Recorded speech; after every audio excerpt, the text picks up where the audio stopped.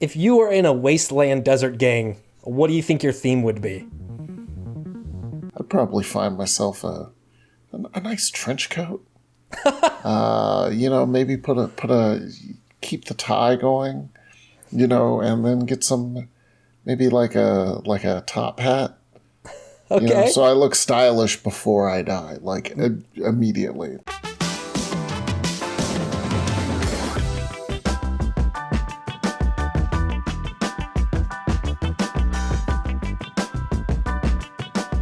Welcome to Context Club, a weekly-ish meeting of the minds where Mike Williams and myself put together all the clues, context, and continuity for your favorite movies, shows, video games, and comic books so we can learn more about them and we could just nerd out talking about this stuff because it's fun. And hopefully we have some stuff for you that you haven't heard before, or if you do, maybe there's something you can inform us about. So the comments are open.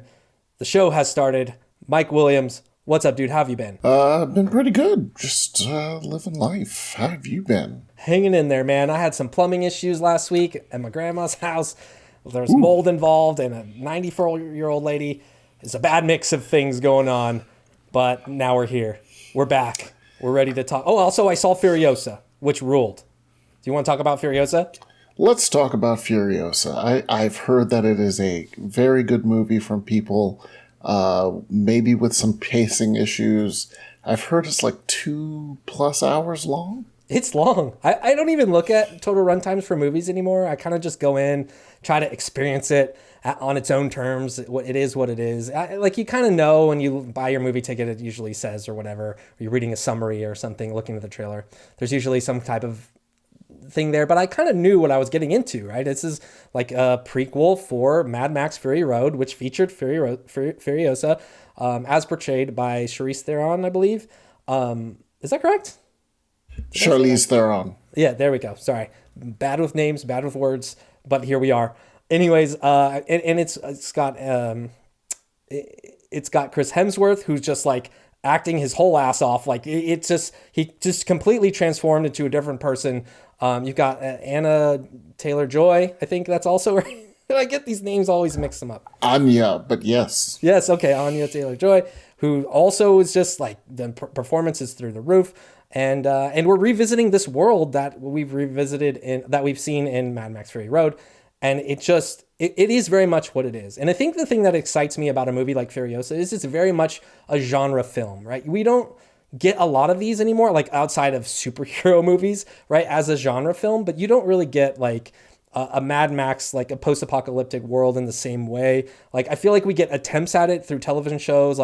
I've just there's 100 different versions of film noir that people have attempted over, I feel like, the last couple of decades that just don't land for me. It's you've got LA Confidential and Chinatown and everything else is just kind of bad. I'm probably forgetting a few more recent film noir stuff, but as somebody who likes that genre and liked those older film noir movies, you don't really get a specific kind of genre film like that outside of the occasional zombie movie, post-apocalyptic zombie or monster film, or post-apocalyptic maybe I guess we got disaster for a while, but Mad Max is a very specific kind of flavor, right? And even I saw there was a trailer for the new Crow movie that's coming out, and it just didn't seem like it understood exactly what it means to be a Crow movie in some ways. But rest assured, that Furiosa is going to play by the rules of the Mad Max world, and it absolutely does. And it follows through in that way. And for people who had criticisms about Mad Max being kind of just a big chase movie, I think that aspect of it is great. But I understand that it's draining for some people to kind of engage with that kind of pacing. I think Furiosa is on the other end. The pacing is more extended. It's longer. You have down moments and stuff, but it's all pretty gruesome. It's all pretty Mad Maxy and kind of downtrodden in that way. So without spoilers, I'll just say I recommend seeing the movie, even if you're not that into it, because it's a specific type of film that we just don't get a lot of, and we don't get a lot of that world building in that way that has its own proper nouns and weird sayings and religions and world building in that same sense, right? I think we're getting some of that now with video game films, but we've already seen a lot of that. So to see a movie come out like this with its style, with the bombastic action, as well as kind of the rules of this world without water, It's just fascinating. It's fascinating to watch, and an incredible experience seeing in a theater where like the seats are rumbling when like one of these engines of these like murder cars fire up, and it's like gets you kind of. Oh, did you go to like a 4DX or something? No, just so like Or just the sound the system? yeah, AMC pass. It's just like pretty good. I mean, actually, fun note: the Nicole Kidman trailer that plays at the beginning of AMC movies, it's like we come here to cry, et cetera, et cetera. That was shot at the theater that I go to, and like like the 4th theater or something. So every time I see, it, I'm like, hey, that's here. It's so fun. Like the outside, you could recognize and stuff. Anyways, I'm talking too long. Furiosa, I think, is a really good movie. It's kind of a bummer. This is another aspect of this conversation. Not doing super great in the box office. I always think it's weird when people get online and say, it's consumers' fault that this movie's failing. It's fantastic. It's like, man, it just didn't hit for some people, or, there's different reasons why like a film doesn't perform as well. I think it's a good film. People should go and see it if they want to, but I'm not going to begrudge anyone for saying like, it's maybe not for me. Yeah, and I mean that's part of the story that is sort of metastasizing around Furiosa, and I'd say it's probably a 1-2 punch of The Fall Guy and Furiosa, both of which are generally seen as good films. And so there is a certain contingent of the internet that talks about movies that is wondering what happened here. So it was Furiosa and Garfield that opened this weekend, and it was apparently the lowest number one opening in like 29 years. It was pretty bad. Furiosa for the 3-day, I think it was like tracking for like 40-50 million, which would, be like a baseline hit for what we had. But it came in for the 3-day at 26 million. And for the 4-day with the Memorial Day holiday at 32 million. Now, to sort of put this in context, 26 million for the 3-day. Mad Max Fury Road did 45 million in that same run. Yeah. And then other films post-pandemic that have been seen as not that successful. Morbius did 39 million for its 3-day. No. Okay, but that Shazam Fury of the Gods did 30 million for its 3-day. Yeah. And The Fall Guy did 27 million for its 3-day. So even The Fall Guy was like $1 million ahead of Furiosa. And so there's just sort of a wondering, like, what happened here? And, I mean, there's a whole bunch of different reasons, but people can talk about the fact that a lot of people thought that, Fury Road, Mad Max Fury Road, for all of its accolades, many awards, and general fan favoriteness, actually only did like 369 million at the worldwide box office. So you're not aiming particularly high there. Furiosa is not going to match that probably when it's all said and done. The production budget is 168 million, so it's probably like it might break even if it has legs, but it's going to be a hard road, so to speak, to get to breaking even. A Fury Road, as you will. Yes, a Fury Road. There's general, inflation issues. There's economic ones. Going to the theater is expensive for a lot of folks, and might be the kind of thing that they can let slide and wait for streaming. For example, theatrical windows are much shorter. You wait like 2 weeks. I think Fall Guy already hit digital rentals, so. That was only 2 weeks after its launch, so a lot of people were like, well, and I call this the feast or famine box office. If you don't grab the mindset of people and say, you need to go see that, like if you don't show something that tells them you need to go see this in theaters on opening weekend, then they'll just wait. Yeah. Budgets are up because of the pandemic. it's just a whole lot of things that are going into this. Maybe the pacing is different on this. Absolutely. Maybe the trailers didn't look as interesting to people. I thought at least the first trailer that they released showed some real dodgy CG. Like, I remember sitting there being like if this was a trailer for a Marvel movie, people would be dogging on the CG. But, you know, it's from George Miller, director with vision, so they were willing to give. And I've heard it's, again, a very good movie, but perhaps maybe that depressed stuff. I think there's just a lot of stuff fed into, hey, let's wait on this. Yeah, I think a lot of that is fair, like super, super fair.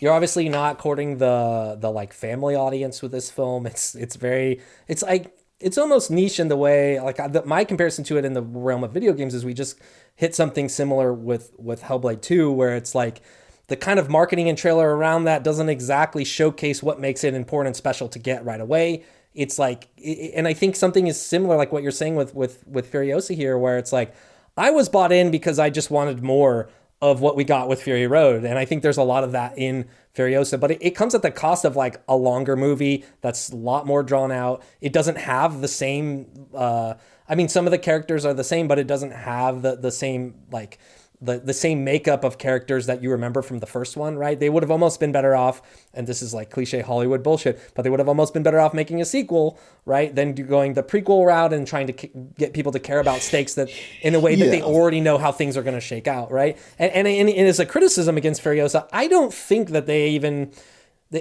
like the whole movie is about the rise of Furiosa and why she's such a badass and nobody messes with her by the time you get to Fury Road. But I think they could have done more to illustrate that. And that on itself is kind of maybe a big kind of issue with the movie. Like outside of it being like a visual feast pretty much the entire time, enjoyable experience to watch. Like story wise, it does line up and there is good logic and reasoning there for why Furiosa is so badass. But I think they could have filled in a few more of those holes too, for sure. Yeah. And I mean, like a lot of people, like, I mean, you did a Mad Max movie without Mad Max. I honestly don't think Mad Max is a huge draw. You did it with Anya Taylor-Joy instead of Charlize Theron. I'm like, I mean, whatever. Yeah. I just honestly don't think those are particularly there's like the thing that are changing people's mind. I just think Mad Max overall is like George Miller is a beloved filmmaker, but I don't think Mad Max is particularly, at least in modern days, is really big brand. And again, Fury Road, like a lot of people are like, oh man, it won all these awards and everyone loved it. Sure. Obviously it did a huge box office, but no, it only did 369 million. Yeah. And yes, some of the prequel stuff can be a problem, but like as a good example, take Wonka.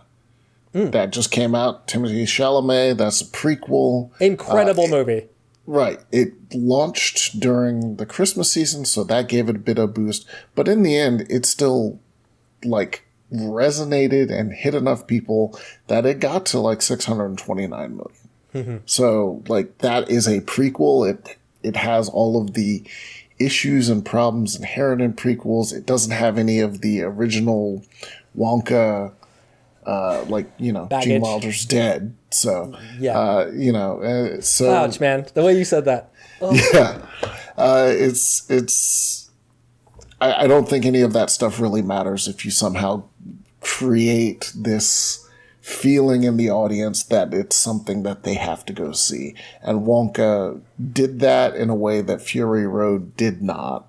Mm-hmm. Regardless of the actual quality of both films, and I haven't seen Wonka, but I've heard also that it's quite good. So it's incredible, dude. Yeah, I didn't think I would like it because you see that Gene Wilder, Charlie and the Chocolate Factory, they missed big time with the Johnny Depp one, which I thought wasn't great.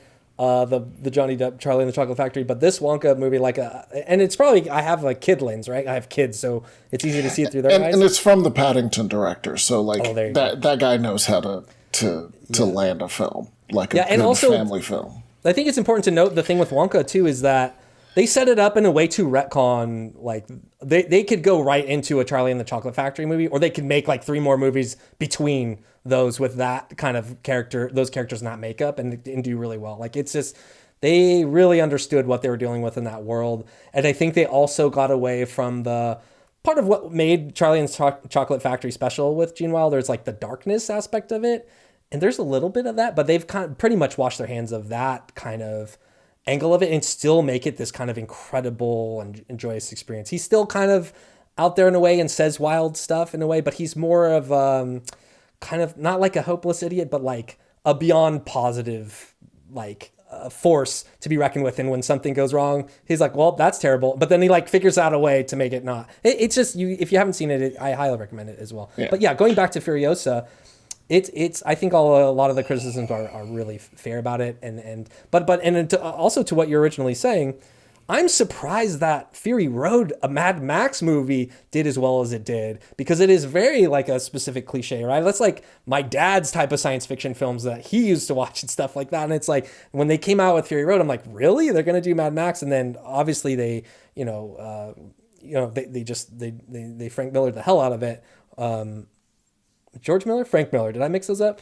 George Miller, yes. They George Miller the hell out of it and then just like crushed it from a cinematography standpoint. And that you brought up about the CG is important too, because it wasn't that a movie early on they were saying there's like no CG in this movie, basically. It's like one shot, which was like the storm shot, which ended up turning out not to be true. Right. I don't think the average audience cares about that, but it could be. All of that stuff is just marketing. Even like with Top Gun Maverick, like someone pointed out. There's a video out there you can find with like, I think it's like no CGI is really just invisible CGI. Oh, right. And like they go over stuff like Top Gun Maverick, like all of the planes. Yes, they flew planes, they shot planes, but all of the planes in the film are like digital replacements of what they flew. So like stuff like that. Yeah. Fair. Yeah, it's just Death of a Thousand Cuts, a whole bunch of things that added up to the fact that the audience looked at Furiosa and said, I don't know, this weekend I'm not going to go to the movie theaters for Furiosa or really for Garfield. They came in about neck and neck. And instead, I don't know, I'm going to spend time with family. I'm going to go out. I'm going to watch, baseball. Play Fortnite, Or play Fortnite, like there are other things to do. And that's really the problem that theaters have now, in addition to a sort of shift to streaming. Like people are more willing to wait, and they're more willing to use their disposable income on other stuff, like sports or something else, rather than necessarily the movie theaters, unless you can convince them everyone is going to see this thing for whatever reason. And as a good example of that, it looks like Deadpool and Wolverine, which is also R-rated, its first day pre-sales are like it went on sale last week, tickets, and pre-sales are looking very good. 8 million plus. Pre-sales are best for R-rated movie ahead of The Batman Guardians of the Galaxy Volume 3. This is according to Anthony D'Alessandro, posted May 22nd, 2024. So, and I think there's a part of maybe like film Twitter, and I use that in air quotes, that did last year and were like, haha, the blockbusters are dying. Oppenheimer, Barbie, the original films are hitting and winning, and we're done with franchises. And then right now it seems like we're on the opposite side of that. Like, these are good films, Furiosa, that is not doing well. Whereas the movies that seem to be tracking well for this summer are going to be Despicable Me 4, Inside Out 2, and Deadpool and Wolverine. So, like, the franchise superhero fatigue does not seem to be there if you can convince the audience that this is an event. This is a thing that is going to happen, that everyone is going to go see. And kudos, I guess, to Ryan Reynolds, who has marketing genius. Ryan Reynolds has convinced everyone that Deadpool and Wolverine is going to be the movie of the summer. And even beyond that, I think for the rest of the year. Like people talk about superhero fatigue. I think Joker 2, maybe you don't count that as a superhero movie. I think Joker 2 is going to do very well. And probably Venom 3 is going to do very well. A lot of people forgot Venom 3. I've completely forgot about Venom 3. Yeah. So And I finally watched the other two to like get myself pumped up because it's a character I like and I know Tom Hardy does well with it. Yeah, man, it's wild to hear Inside Out 2, a Pixar movie that didn't originally do very well, I would say, right? Like it's kind of one that bounced off a bunch of people, yeah? originally, but I think it's one of those that grew after time. Like Got it. It got like really, like people got really excited about it after the fact. Yeah, that makes sense. For I guess like we have a whole episode about Deadpool Wolverine if you want to go back and check that out. We kind of break down what the premise of the film is going to be, what the potential cameos are going to be, who the big bads are, kind of breaks all of that down. If you're looking for that info, we've got a podcast episode for you. And but yeah, I'm interested to see the summer, but in between then and now there isn't really that much else to see. Like my wife and I have AMC pass, but we're going to probably cancel it until like another big stretch of movies comes out. And honestly, going back to Furiosa, if I didn't have that pass, I probably wouldn't. I would have waited for it on streaming, honestly. So it makes a lot of sense. Yeah, and that's really the issue with a lot of people. Like movie watching has become less so, and I don't like some people point to like, oh, you go to movie theaters and the movie theater is unclean and there's loud people, and I'm sure that probably does exist to certain people. Sure. That's really not a problem I have in any of my local theaters. Most of them are at this point very comfortable seats. I choose the seating, good screens, pretty good sound, and to be honest, a lot of the movies I see when I see them, there's not a ton of people in the theater. Yep. Yeah, I think that's true. And honestly, on that, it seems like the movie theaters that are a little bit busted can't survive, right? Like a lot of those that I used to go to as a kid and stuff are mostly all shut down, and the only ones that do seem to exist are this like type of like higher, I don't know if I'd say like higher tier or higher quality, like brand of, I guess like there's a new mall near where I live, so that's kind of part of why I have access to a new movie theater type of situation, which is cool. But like, yeah, even elsewhere, and I look like in the hometown where I grew up, it's like the older stuff kind of gets shut down, and then the newer stuff kind of takes its place. And that's unfortunate too. There's not as many places where you can just go and watch movies, and they all went through this phase of where they try to offer them more cheaply, and eventually that just didn't work out. Like it wasn't enough.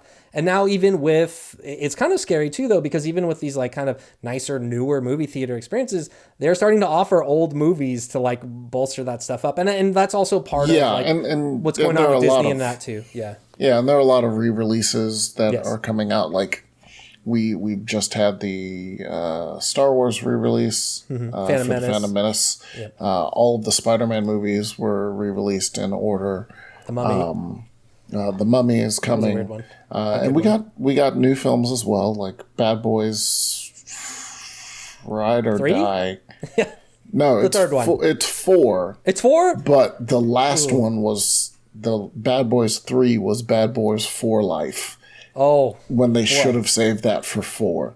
This one is Bad Boys Ride or Die, I believe. I saw that trailer recently. It is a little rough, dude. I'm gonna say. Like, so we got Bad Boys, Inside Out 2, A Quiet Place, the Quiet Place prequel, and again, that's going to be another one of those like is the prequel a problem? Maybe I don't know. So we'll see. See that one getting people to the theater either, but I don't know. Like it's a rough state for like films, or in like the movie going experience, which has kind of been on the like a rapid decline to a slowish decline for a few years now, maybe a decade plus. Like if you really kind of consider that on top of COVID, right? Like that certainly didn't help. But yeah, do we want to move on to our next story? Yeah. So while Deadpool and Wolverine is looking like it's going to heat up at the box office this year. Marvel looks like it's ready to sort of capitalize on that heat and transfer that over to the MCU proper. So they have hired Hunger Games Ballad of Songbirds and Snakes writer Michael Leslie to pen the script for their first X-Men movie. Ballad of Songbirds and Snakes being the recent, also prequel for the Hunger Games, based on the book of the same title. I've heard it was an okay film. I have not watched it, despite having seen all of the Hunger Games film. But of course, this is a Marvel film, so it's not like he's going to be writing, much like Ballad of Songbirds and Snakes, writing his own completely original take. He will likely be taking very specific marching orders from Kevin Feige as to what this film is going to be, and that's going to really be the question. What is this film going to be? It's going to be an X-Men film, of course, but are we doing like traditional X-Men? And also, speaking of X-Men heat, X-Men 97 ended, and everyone just loved that. A lot of people called that the best MCU project, period. It was a very good show. And so you got X-Men 97, you roll on to Deadpool Wolverine, and if that does well, then maybe you drop like, hey, this is going to be the direction of our X-Men thing, because this is, like Fantastic Four, going to be the next major pillar that they build upon. Given that, I'm not saying the Avengers brand is dead, but they haven't really rebuilt the Avengers brand inside as a strong thing moving forward. So Fantastic Four is the next major pillar. We got to get this right. And then we got some other films in there as well. Thunderbolts, Captain America Brave New World. And we're just getting a script writer now at this point. It's probable that we wouldn't see a film for this until like 2026, 2027. Probably 2027. And who knows if they want to do X-Men before whatever Avengers 5 and 6 are going to be now. Yeah, it is weird with the placement and timing too. That X-Men 97 was such a big deal, which that's pretty big. Like, it is fantastic and probably is one of the best like standalone like MCU things that exists. But to say that it's better than the entire run up to Endgame is kind of underplays the amount of work and effort it took to like string all those threads together and then actually deliver on Endgame as a film. Like, I think that's like a pretty Herculean task, whereas X-Men 97 is just an incredibly well-focused, incredibly well-delivered like animated series of a show, which is probably a lot lighter of a lift when they also have kind of the creative freedoms and the kind of goalposts set for them, which seems like they ran through like decades of comic book history in the last 3 or 4 episodes, or maybe the last 5 episodes of X-Men 97, which is all lands. It does really well. You know, I loved it. But yeah, like that to have people come out swinging that hard for it, just, I think that's like a little bit of an overstatement, but also well earned at the same time, you know, with like, yeah, gosh, have you finished it yet? No, Get in there, I man. have It's not good. Yeah. done the last episode yet. Oh, there you go. So I'm ready, but like, there's so many, as even 97 shows, like 97 goes from sort of like the 90s to probably like the early 2000s in the X-Men comics and the stories that it covers. Mm-hmm. And there's so much you can do with the X-Men. Like, are you going to do the original 5 team? Are you going to do the 97, you know, well-known Jim Lee style team? Are you going to do new X-Men? Like, there's so many options that you can. There's so many directions you can take an X-Men line, and all Marvel really, I guess, has in front of them is like, let us not do what Fox did, because Fox did a lot of X-Men movies, and maybe a handful of them are good. Yeah. You've got like 1, 2, maybe First Class in one of the sequels for First Class. Days of Future, First Class, Yeah. X-Men 2, X-Men 1, Logan. Yeah. Yeah. Logan is phenomenal. So it will be interesting to see what they do, especially if they're kind of butting up against that canon as well. I have to imagine they'll go like 97 Jim Lee style and kind of get those characters that people know, especially with X-Men 97 really revamping that. And I think you were telling me that there's multiple seasons kind of already well into production, like at least 2 more or something. Like somebody was telling me that there's at least 1 more. They're already they have already done, are in the middle of season 2. Okay. So like even before it came out, they were working on season 2. Yeah, and so that. I mean, that would, I think, strongly suggest that they could even potentially be running up to kind of some type of retcon situation. And also, we know that there are probably already, like, I don't think they're going to throw this away, but there is an end credits scene at the end of the Marvels with Beast in it. Like Beast is there, and then also I think Binary. Is it Binary? Yes. Yeah. So we know that maybe there's at least 2 of those characters are going to show up, unless they really go off the rails with Deadpool and like reset the whole thing. And that was just kind of like a cheesy bonus that doesn't go to anything, right? I do think they're going to, and we've talked about this before, whatever the Avengers thing is, Secret Wars, whatever, like they're going to pull out all the stops, burn out every dollar and put everything. The old Fox X-Men, Ben Affleck Daredevil, they'll throw all that stuff in.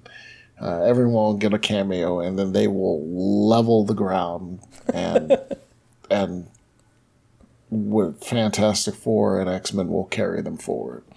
Okay.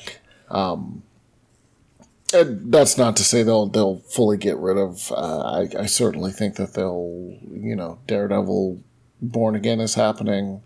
We've gotten rumors recently that Thor is now back on the docket as they're starting to work on Thor 5. I assume because Hemsworth probably, I get the feeling that Love and Thunder was supposed to be his bow out. Yeah. And maybe Secret Wars, but I think he was dissatisfied with how Love and Thunder ended things, and wants to go out on a high note. And hey, given the fact that Furiosa might not be performing all that well, maybe George Miller wants to come do a Marvel movie, because George Miller doesn't have a problem with superheroes. He worked on a Justice League movie way back in the day that never came to fruition. Oh man, I would have loved to live in that, like see that, just a glimpse of that, please. Wow, could you imagine? So yeah, they got the X-Men movie. We also have the Vision Quest show coming up from the guy that show ran Star Trek Picard Season 3. And then a not cult favorite actor, but beloved actor Giancarlo Esposito. Oh yes, announced that he's going to be in some Marvel Cinematic Universe thing. Yeah, there was a quote from him right here that says, "The MCU has knocked on my door, and it's a role you won't predict. It will be teased, and there will be a series afterwards." So a character announcement on top of a series announcement. And this is the quote, right? This is basically all he said. Is there more? Do you know? Or I think that's pretty much it. Yeah. Okay. I mean, that's pretty big news, even though it's short and sweet, I guess. Do you have any good, bold predictions based on? Well, a lot of people heard that there was a lot of fan casting him for Professor X, Charles Xavier. I don't think that's going to happen. And then, since then, some people have been like, what if he's Doom? And I'm like, no, they're not. They're probably going to do that either. My best guess, he says you're not going to predict it, so it's probably like a smaller character who you can spin off and stuff. So my guess, and you already know what my guess is because Sure. is a character in Marvel called the Blue Marvel. And he first appeared in a series called Adam, Legend of the Blue Marvel, was a hero, the Sentry is another one of those that was sort of retconned into the history of the Marvel Universe. He was a scientist, a black man named Adam Brashear, who in 1961, him and a friend were doing some science. Science went bad, and he became powered by antimatter. Essentially immortal. He's got the full Superman suite of, super strength, can survive everything.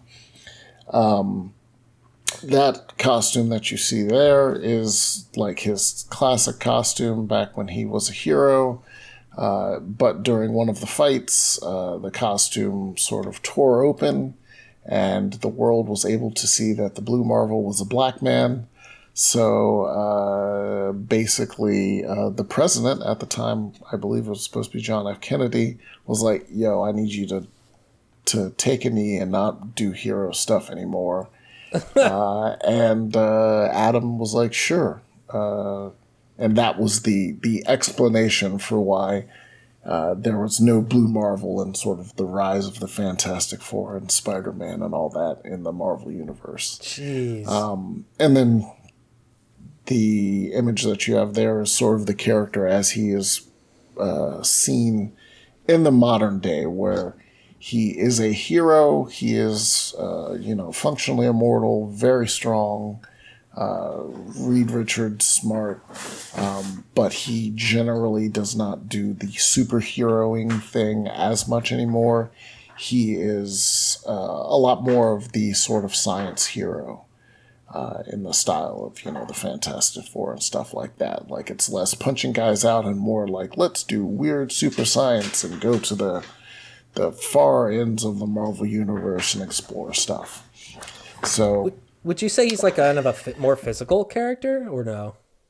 No, I mean, he can fight, but that's not really the space that he sort of exists in. He's more of the super science, the Reed Richards, Tony Stark, Hank Pym, that set of people. And your best way is probably to think of him as a science Doctor Strange. Okay. And do you have any? Is this just like a gut feeling you have for Blue Marvel that it would be Giancarlo Esposito? Like, or because I guess like when we think about the other kind of things that people are hoping for, like a Professor X, he'd be a good a person to deliver. The reason I asked him about being physical as well is just because when you think of that actor, you think of someone who can deliver lines that just like send chills down your spine. Someone who doesn't have to fight because their demeanor and their kind of presence and they just kind of exude a confidence that like can shake other people, right? Pretty clearly. And I think that'd be good to have in like a Professor X or a Magneto even. But like to think that there would be, I mean, I guess I could see it for Professor X and they did a live action X-Men series. That kind of makes sense, but it doesn't make sense that they would do that when they have X-Men 97. And then for Doom, it doesn't make sense because they probably wouldn't make a series about Dr. Doom.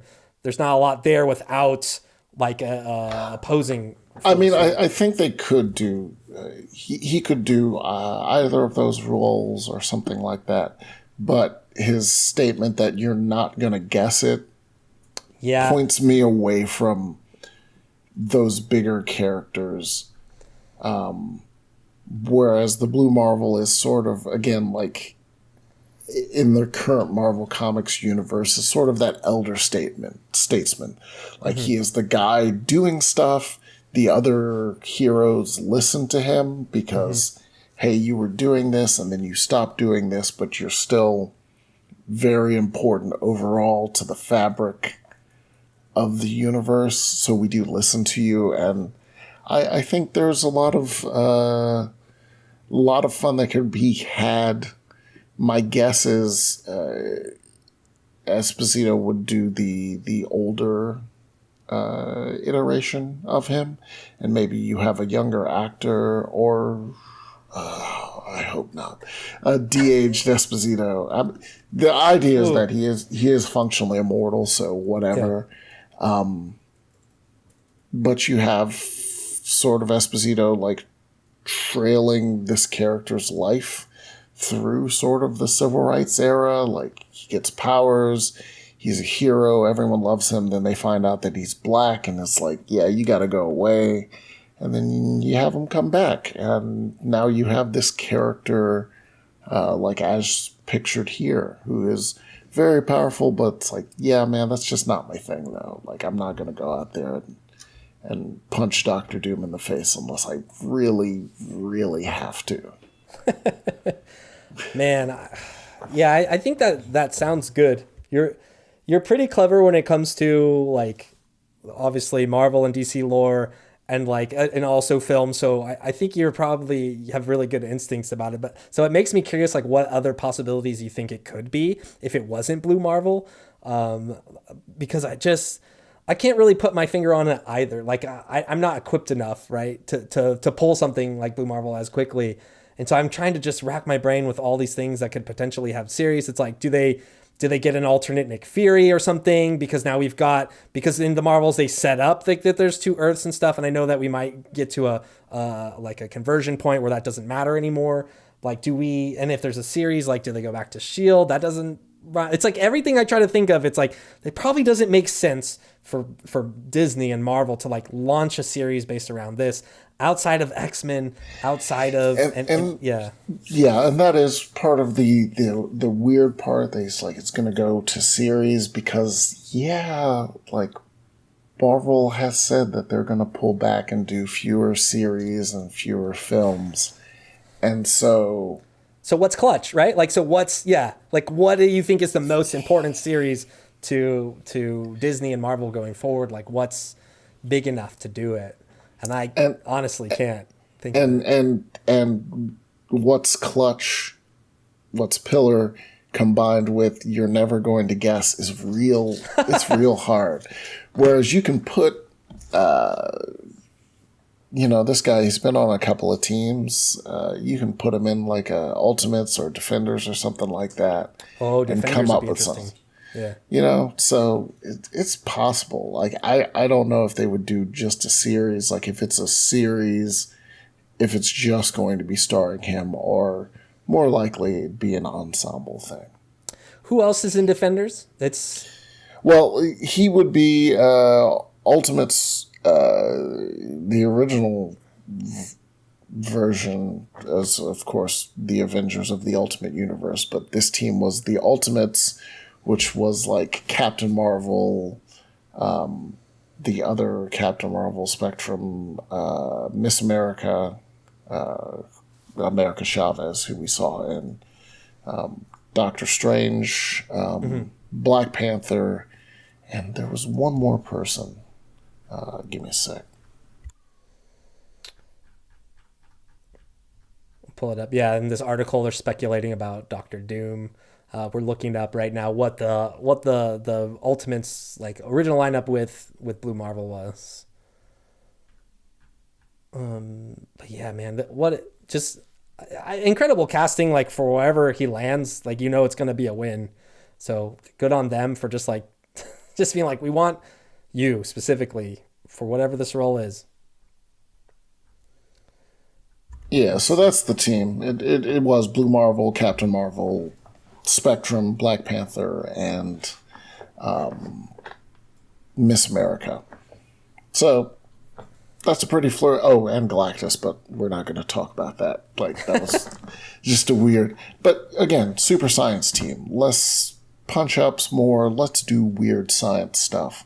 And you don't, of course, need to do exactly that team. You can literally just gather up a bunch of science-y side folk and create a cool team to do stuff. This is making more sense because we've already got a good Captain Marvel, we've got America Chavez, we've got Black Panther, right? Like these are all prominent characters in the MCU. So if they did go this way, it would make sense. But I don't think we see. That's the question, I guess. I don't really see a. I wouldn't see Brie Larson, and Yeah, of course exactly, Black Panther is vaguely off the table at this point. Oh, But I could see Miss America and Spectrum and yes. some other people like Koye or something like that. Yep, totally. Absolutely. Yeah. All right. Well, I think we've kind of run out of gas on this one. Do you have any other tidbits or clues, context, continuity you want to add to where we could end up? No, that's pretty much it.